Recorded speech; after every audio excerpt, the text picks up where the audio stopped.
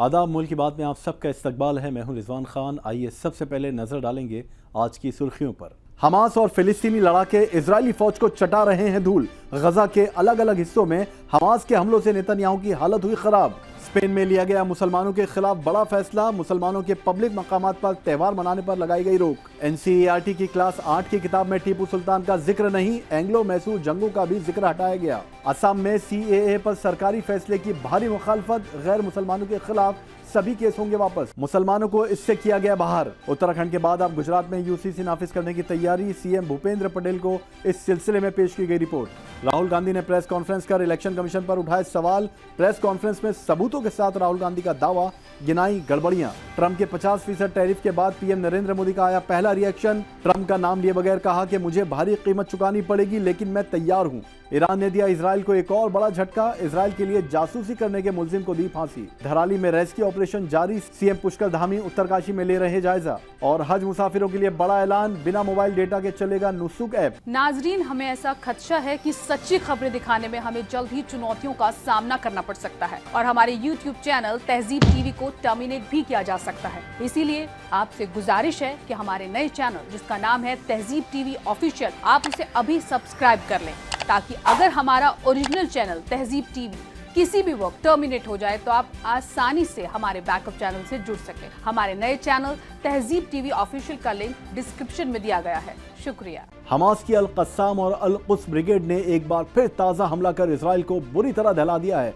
फिलिस्तीनी ग्रुप ने ऐलान भी किया है कि उनके लड़ाकों ने गजा सिटी और खान यूनुस के इलाकों में RPG और मोर्टार शेल से इजरायली फौज पर बड़े हमले किए हैं, जिसके बाद इजरायली फौजियों के जख्मी होने की तस्दीक भी की गई है। गजा में फिलिस्तीनी रेजिस्टेंस के ताबड़तोड़ हमले की वजह से गजा पर कब्जा करने के नेतन्याहू के प्लान पर पानी फिरता दिख रहा है, क्योंकि एक तरफ वो गजा में हार का सामना कर रहा है और दूसरी तरफ इजरायली मिलिट्री खुद गजा कब्जाने के प्लान पर नेतन्याहू के खिलाफ उठ खड़ी हुई है, जिससे नेतन्याहू की हालत अब और ज्यादा खराब हो गई है। गजा को जीतना नेतन्याहू के गले की हड्डी बन चुकी है। हमास इजराइल को गजा में ऐसे नाको चने चबा रहा है कि नेतन्याहू की फौज तक ने हाथ खड़े कर दिए हैं। इसके बावजूद इजरायली PM अपनी कुर्सी बचाने के लिए गजा में जंग को मजीद बढ़ाया जा रहा है, मगर हमास के लड़ाकों ने ठान लिया है कि वो हथियार नहीं डालेंगे और इजराइल को गजा से बाहर करके ही दम लेंगे। सीज फायर डील पर बातचीत नाकाम होने के बाद से हमास और दीगर ग्रुप के हमले गजा में तेज हो गए हैं। गजा के अलग अलग हिस्सों में इजरायली फौज को भारी नुकसान का सामना करना पड़ रहा है। अब इसी कड़ी में फिलिस्तीनी रेजिस्टेंस ग्रुपों ने इजरायली फौज पर घात लगा के ताजे हमले किए हैं। अल मयादीन की खबर के मुताबिक फिलिस्तीनी रेजिस्टेंस ग्रुप गजा शहर और खान यूनुस में इजरायली कब्जे वाले फौजियों को लगातार नुकसान पहुंचा रहे हैं। हमास की फौजी यूनिट अल कस्साम ब्रिगेड ने ऐलान किया है कि उसके लड़ाकों ने अल तुफाफ इलाके के आसपास में एक इजरायली D9 सैन्य बुलडोजर को निशाना बनाया। बयान के मुताबिक बुलडोजर को टेंडम RPG से निशाना बनाया गया। एक मुश्तरका अटैक में फिलिस्तीनी अल-कुद्स ब्रिगेड ने अल कस्साम ब्रिगेड के साथ मिलकर खान यूनुस के आसपास मौजूद इजरायली फौजियों पर भारी मोर्टार गोले दागे। इसके अलावा अल-कुद्स ब्रिगेड ने खान यूनुस के सेंटर में अल माज स्ट्रीट पर आगे बढ़ रहे एक इजरायली टैंक और इजरायली फौजियों पर अटैक की इत्तला दी। टैंक पर एक बड़े ताकतवर थकी बैरल बम से हमला किया गया, जो बख्तरबंद यूनिट के पास गिरते ही फट गया। एक दूसरे ज्वाइंट अटैक में अल-कुद्स ब्रिगेड और अल कस्साम ब्रिगेड और अल नासिर सलाह अल दीन ब्रिगेड ने नॉर्थ खान यूनुस में इजरायली फौजियों के जमावड़े पर गोलीबारी की, जिसमें कई इजरायली फौजी हलाक और जख्मी हो गए। इसके साथ ही इस्लामिक मूवमेंट अल कुद्स ब्रिगेड ने खान यूनुस शहर में अपने लड़ाकों के जरिए इजरायली फौजियों और गाड़ियों पर मोर्टार से हमला करने का फुटेज जारी किया है। रेजिस्टेंस के इन तमाम हमलों में दर्जनों इजरायली फौजियों के जख्मी होने की इत्तला मिली है। यही वजह है कि खुफिया रिपोर्ट्स के मुताबिक इजरायली फौजियों ने अब हमास से लड़ने से इनकार कर दिया है। हालांकि इजरायली मीडिया और इजरायली हुकूमत अपने नुकसान की असल तादाद को छुपा लेते हैं, मगर इजरायली फौज की नेतन्याहू के खिलाफ बढ़ती बगावत इस बात का सबूत है कि गजा में इजरायली फौज हमास से लड़ पाने में नाकाम है। गजा को हथियाने के ख्वाब देख रहे नेतन्याहू को ये इजरायली फौज की तरफ से बड़ा झटका है, क्योंकि इजरायली फौज के चीफ ऑफ स्टाफ इयाल जमीर भी इजरायली हुकूमत के खिलाफ उतर आए हैं। अल मयादीन के मुताबिक नेतन्याहू और इयाल जमीर के बीच गजा पर पूरे कब्जे के प्लान को लेकर टकराव हुआ है।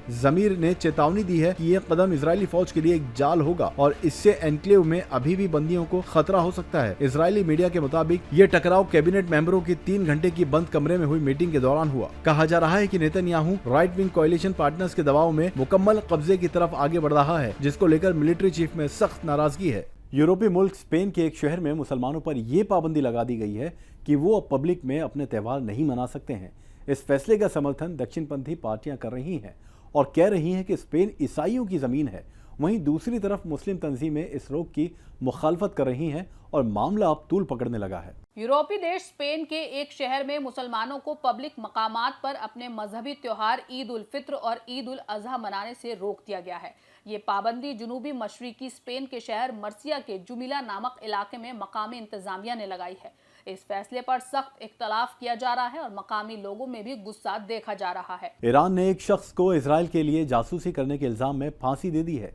ईरानी अदलिया के न्यूज आउटलेट मीज़ान की रिपोर्ट के मुताबिक रूज़बे वादी ने कथित तौर पर इस्लामिक रिपब्लिक के खिलाफ इजरायली हमलों में मारे गए एक परमाणु साइंटिस्ट के मुतालिक मालूमात फराहम कराई थी। मीज़ान ने बताया कि वादी को बुधवार के रोज फांसी दी गई। वो ईरान के एक अहम और हसास इदारे में काम करता था। इस साल इजराइल के लिए जासूसी करने के इल्जाम में ईरानियों को मौत की सजा दिए जाने के वाकयात में खासी बढ़ोतरी हुई है। हालिया महीनों में कम से कम 8 लोगों को फांसी दी गई है। 8वीं क्लास की नई NCERT की किताब से टीपू सुल्तान, हैदर अली और एंग्लो मैसूर जंग को हटा दिया गया है। और ऐसा क्यों किया गया है, इसका जवाब अब मरकजी हुकूमत ने दिया है। तृणमूल कांग्रेस की रीता ब्रत बनर्जी से पूछा गया कि क्या नई किताब में भारत के कॉलोनियल दौर पर मबनी चैप्टर्स में टीपू सुल्तान, हैदर अली या 1700 के दहाई के एंग्लो मैसूर जंगों का जिक्र नहीं है और इसकी क्या वजह है। मरकज सरकार ने बुध को पार्लियामेंट में एक सवाल के जवाब में कहा कि रियासतों के पास अपनी किताबों में इलाकाई हस्तियों और वाकयात के बारे में ज्यादा जानकारी देने की आजादी है। वजीर मुमलिकत बराए तालीम जयंत चौधरी ने राज्यसभा में एक सवाल के जवाब में कहा, तालीम आइन की हम आहंगी की फहरिस्त का मजमून है और ज्यादातर स्कूल रियासती सरकारों का दायरा इख्तियार में है। असम हुकूमत ने एक अहम फैसला किया है कि अब हिंदू, ईसाई, सिख, बौद्ध, जैन और पारसी बिरादरियों के खिलाफ जो भी शहरियत से जुड़े मामले चल रहे थे उन्हें वापस ले लिया जाएगा। इस फैसले पर सख्त एहतजाज हो रहा है। याद रहे कि साल 2018 में असम की NRC में करीब 7 लाख मुसलमानों के नाम शामिल नहीं हुए थे। असम हुकूमत ने एक बड़ा और मुतनाज़ा फैसला किया है। फैसले के मुताबिक 31 दिसंबर 2014 तक या उससे पहले असम में दाखिल हुई हिंदू, ईसाई, सिख, बौद्ध, जैन और पारसी अफराद के खिलाफ जो भी शहरियत से जुड़े केस हैं उन्हें वापस लिया जाएगा। ये फैसला CAA के तहत लिया गया है। असम की होम डिपार्टमेंट और सियासी अमूर से जुड़े शोबों ने 8 जुलाई को एक मीटिंग की थी जिसमें इस पर गौर हुआ कि CAA फॉरेनर्स ट्रिब्यूनल्स में चल रहे मामलों को कैसे मुतासिर करता है। उत्तराखंड वो पहला रियासत बना था जहां यूनिफॉर्म सिविल कोड यानी UCC लागू कर दिया गया था। अब गुजरात में भी इसे लागू करने की तैयारी जारी है।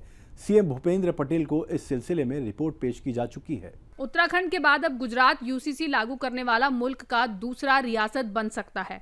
इस हवाले से UCC कमेटी की सरबराह साबिक जज रंजना देसाई और दीगर मेंबर्स ने गुजरात के वजीर आला भूपेंद्र पटेल से मुलाकात कर एक रिपोर्ट पेश की।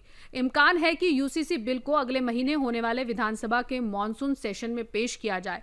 साबिक जज रंजना देसाई ने बताया कि गुजरात के तमाम जिलों में मुख्तलिफ तंजीमों और समाज के तमाम तबकों से बातचीत की गई है। उन्हें मिले 1,15,000 तजावीज़ को इस रिपोर्ट में शामिल किया गया है। हुकूमत के तर्जुमान और कैबिनेट वजीर ऋषिकेश पटेल ने कहा कि UCC कमेटी की रिपोर्ट मिल चुकी है और हुकूमत इसे संजीदगी से पढ़ेगी और इसका जायजा लेगी। ऑपोजिशन लीडर राहुल गांधी ने एक बार फिर इलेक्शन कमीशन पर सवाल उठाए हैं। इस बार मुद्दा है वोटर लिस्ट में गड़बड़ियों का। उन्होंने महाराष्ट्र और कर्नाटक की मतदाता सूचियों की मिसाल देते हुए इन दोनों रियासतों में फर्जी वोटर्स जोड़े जाने का संगीन इल्जाम इलेक्शन कमीशन पर बाकायदा सबूत देकर लगाया। राहुल गांधी ने अपने प्रेजेंटेशन में कहा कि आइन की बुनियाद वोट है। ऐसे में ये सोचना जरूरी है कि क्या सही लोगों को वोट डालने दिया जा रहा है, क्या वोटर लिस्ट में फर्जी नाम जोड़े गए हैं। उन्होंने कहा, महाराष्ट्र का इंतखाब चुराया गया, हम वहां हार गए। महाराष्ट्र में 40 लाख वोटर्स रहस्यमयी हैं। सिर्फ 5 महीनों में लाखों नए वोटर्स लिस्ट में शामिल किए गए। राहुल गांधी ने दावा किया कि महाराष्ट्र असेंबली के इंतखाब वाले दिन शाम 5 बजे के बाद अचानक वोटिंग में इजाफा हुआ, जो शक पैदा करता है। उन्होंने कहा, हमें बाद में मालूम हुआ कि लोकसभा और असेंबली इंतखाबात के बीच 1 करोड़ नए वोटर्स जोड़े गए। इलेक्शन कमीशन को जवाब देना चाहिए कि वोटर लिस्ट सही है या नहीं। राहुल गांधी ने पूछा, इलेक्शन कमीशन इलेक्ट्रॉनिक डेटा क्यों नहीं देता? हमने बार बार डेटा मांगा लेकिन जवाब नहीं मिला। आयोग ने हमें जवाब देने से भी इनकार कर दिया। उन्होंने इल्जाम लगाया कि देश में फर्जी वोटिंग हो रही है और इसे पकड़ने में हमें 6 महीने का वक्त लगा। उन्होंने बताया कि कांग्रेस ने बेंगलुरु सेंट्रल लोकसभा की महादेवपुरा असेंबली सीट की वोटर लिस्ट की जांच की है, जहां कांग्रेस 32,707 वोटों से हारी थी और बीजेपी को 1 लाख से ज्यादा वोटों का मार्जिन मिला था। राहुल गांधी ने इल्जाम लगाया कि ये सब इलेक्शन कमीशन और बीजेपी की मिलीभगत का नतीजा है। उन्होंने फर्जी एड्रेस वाले वोटर्स की लिस्ट भी पेश की और कहा कि इनमें से कई के वालिद का नाम कुछ भी है। आखिर में राहुल गांधी ने इलेक्शन कमीशन के अफसरों को चेतावनी देते हुए कहा कि आप चाहे किसी भी ओहदे पर हो, सीनियर या जूनियर, हम आपको छोड़ेंगे नहीं। हमें लगता है कि ये गड़बड़ियां कई सीटों पर हुई है। चुनाव आयोग को इस मुल्क के लोगों को जवाब देना होगा। अमेरिकी सदर डोनाल्ड ट्रंप ने भारत पर 50% टैरिफ के बाद अब और भी सेकेंडरी सैंक्शंस लगाने के इशारे दे दिए हैं। इसके अलावा उन्होंने चीन को लेकर भी सेकेंडरी सैंक्शंस लागू करने की बात कही है। अमेरिकी सदर डोनाल्ड ट्रंप ने भारत पर 50% तक बेसलाइन टैरिफ लगाने के फौरन बाद इशारे दिए हैं कि सेकेंडरी सैंक्शन का अगला दौर जल्द शुरू हो सकता है। 8 घंटे पहले ही भारत पर 25% इजाफी टैरिफ के ऐलान के बाद ट्रंप ने एक सहाफी के सवाल पर जवाब देते हुए कहा कि अभी तो सिर्फ 8 घंटे हुए हैं, देखते रहिए क्या होता है। आपको कई सेकेंडरी सैंक्शंस देखने को मिलेंगे। एक सहाफी ने जब ट्रंप से सवाल किया कि चीन भी रूसी तेल खरीदता है, फिर भारत को ही निशाना क्यों बनाया गया, तो ट्रंप ने साफ इशारे दिए कि हम भारत पर सेकेंडरी सैंक्शन लागू करने पर गौर कर रहे हैं। ऐसा कई दूसरे मुल्कों पर भी लागू किया जा सकता है, जिनमें एक चीन भी हो सकता है। अमेरिकी सदर डोनाल्ड ट्रंप के टैरिफ बढ़ोतरी के ऐलान के बाद वजीर आजम नरेंद्र मोदी का पहला रिएक्शन सामने आया। उन्होंने कहा कि भारत के लिए किसानों का मफाद अवलीन तरजीह है, चाहे उन्हें किसी भी तरह की कीमत चुकानी पड़े। उन्होंने MS स्वामीनाथन शताब्दी बैनुल अक़वामी कॉन्फ्रेंस में कहा कि भारत किसानों, मछुआरों और डेयरी किसानों के मफादात से कभी समझौता नहीं करेगा। अमेरिकी सदर डोनाल्ड ट्रंप के भारत पर टैरिफ बढ़ोतरी के ऐलान के बाद वजीर आजम नरेंद्र मोदी का आज पहला रिएक्शन सामने आया है। पीएम मोदी ने बिलवत्सा तौर से बोलते हुए कहा कि हमारे लिए हमारे किसानों के मफाद अवलीन तरजीह हैं, चाहे उसके लिए कोई भी कीमत चुकानी पड़े। उत्तरकाशी से धराली तक कई जगहों पर सड़कें वॉश आउट हो गई हैं, जिसे देखते हुए प्लान बी के तहत रेस्क्यू फोर्सेस को हवाई रास्ते से ग्राउंड जीरो तक पहुंचाया गया। सारे रास्ते अब भी टूटे हुए हैं, सिर्फ धराली अभी हवाई रास्ते से ही जाया जा सकता है। उत्तरकाशी के धराली में आने वाले स्नेह के बाद इंतजामिया की तरफ से जंगी बुनियादों पर रेस्क्यू ऑपरेशन चलाया जा रहा है। मौके पर राहत बचाव टीमें एक्शन में जुटी हैं। देहरादून और जिला एडमिनिस्ट्रेशन की तरफ से सड़क हादसे से पहुंचने वाली मदद में दिक्कतों का सामना करना पड़ रहा है। उत्तरकाशी से धराली तक कई जगहों पर सड़कें वॉश आउट हो गई हैं, जिसे देखते हुए प्लान बी पर काम किया गया। प्लान बी के तहत रेस्क्यू फोर्सेस को हवाई रास्ते से ग्राउंड जीरो तक पहुंचाया गया। सुप्रीम कोर्ट ने इलाहाबाद हाई कोर्ट के जस्टिस यशवंत वर्मा की अर्जी खारिज कर दी है, जिसमें उन्होंने अपने खिलाफ इम्पीचमेंट की कार्रवाई शुरू करने की सिफारिश को चैलेंज किया था। कोर्ट ने कहा कि जस्टिस यशवंत वर्मा का तर्ज अमल एतमाद पैदा नहीं करता, इसलिए उनकी अर्जी पर गौर नहीं किया जाना चाहिए। सुप्रीम कोर्ट ने इलाहाबाद हाई कोर्ट के जस्टिस यशवंत वर्मा के उस अर्जी को खारिज कर दिया, जिसमें उन्होंने 3 जजों की अंदरूनी जांच कमेटी की रिपोर्ट और साबिक चीफ जस्टिस संजीव खन्ना की तरफ से उनके खिलाफ इम्पीचमेंट की कार्रवाई शुरू करने की सिफारिश को चुनौती दी थी। सुप्रीम कोर्ट ने कहा कि जस्टिस यशवंत वर्मा का एतमाद पैदा नहीं करता, इसलिए उनकी अर्जी पर गौर नहीं किया जाना चाहिए। मुरादाबाद के कुंदर की विधानसभा हल्के में 31 साल बाद बीजेपी को जीत नसीब हुई है। वजीर आला योगी आदित्यनाथ ने जिले के दौरे के दौरान कुंदर की इलाके में कई तरक्याती काम शुरू करवाए। इससे पहले MLA रामवीर सिंह लगातार CM योगी से इस बारे में मुलाकात करते रहे थे। तकरीबन 65% मुस्लिम आबादी वाली कुंदर की विधानसभा सीट पर उपचुनाव में 31 साल बाद कमल खिला और इसके इनाम के तौर पर कुंदकी को 88 करोड़ रुपए की तरक्याती स्कीमों का तोहफा मिला। CM योगी आदित्यनाथ ने कुंदर की विधानसभा हल्के में 16 प्रोजेक्ट्स का इफ्तिताह और बुनियाद रखी। इसके जरिए वो 2027 के इंतखाबात की तैयारी की बुनियाद भी डाल गए। करीब 8 महीने पहले हुए उपचुनाव में बीजेपी ने रिकॉर्ड जीत दर्ज की और तारीख बना दी। मुस्लिम अक्सरियत वाले इस इलाके में बीजेपी की जीत ने सबका साथ सबका विकास के नारे को और भी मजबूती से पेश करने का मौका दिया। यूक्रेन में जंगबंदी पर रूस की रजामंदी के लिए जुमे की डेडलाइन से पहले अमेरिकी खुसूसी एलची स्टीव विटकॉफ ने आज रूस के सदर पुतिन से मुलाकात की। स्टीव विटकॉफ बुध सुबह रूस पहुंचे। रूसी मीडिया रिपोर्टों के मुताबिक पुतिन और विटकॉफ की बातचीत 3 घंटे चली। राइटर्स की रिपोर्ट के मुताबिक पुतिन के एक मुआविन ने इस मुलाकात को मुफीद और तामीरी बताया है। रिपोर्ट के मुताबिक क्रेमलिन के खारजा पॉलिसी के सलाहकार यूरी उशाकोव ने कहा कि रूस और अमेरिका के बीच स्ट्रैटेजिक ताउन को बढ़ाने के इम्कानात पर चर्चा हुई। अमेरिका ने भारत पर 50% टैरिफ लगा दिया है। सदर डोनाल्ड ट्रंप ने इसको लेकर पहले कई बार धमकी भी दी थी, जिससे भारत की मुश्किलात बढ़ गई हैं। लेकिन भारत के पास अब ऑप्शंस क्या हैं? सदर डोनाल्ड ट्रंप ने 6 अगस्त को 25% इजाफी टैरिफ का ऐलान किया। इस हिसाब से भारत पर कुल 50% टैरिफ लगा दिया गया है। ट्रंप के एक तरफा टैरिफ ऐलान के बाद अब भारत के पास क्या ऑप्शंस मौजूद हैं, जिसके लिए वो अमेरिका को जवाब दे सकता है। ट्रंप ने भारत के रूस से तिजारत को लेकर नाराजगी जाहिर की थी और इसी वजह से टैरिफ भी बढ़ाया है। ट्रंप के नए टैरिफ के बाद भारतीय इंपोर्टर, खासतौर पर छोटे और दरमियानी सनतें मुतासिर हो सकती हैं, लेकिन भारत टैरिफ से निपटने के लिए कई रास्ते अपना सकता है। उसके पास सिफारती बातचीत के साथ साथ जवाबी टैरिफ लगाने का भी ऑप्शन है। ट्रंप का नया टैरिफ भारत पर 21 दिन बाद लागू होगा, लिहाजा अभी भारत के पास अमेरिका से बातचीत करके बीच का रास्ता निकालने का वक्त है। हज और उम्रा जाने वालों के लिए बड़ी खुशखबरी है। दरअसल सऊदी हुकूमत ने एक नया ऐप पेश किया है, जिसे मुसाफिर बगैर इंटरनेट के भी इस्तेमाल कर सकेंगे।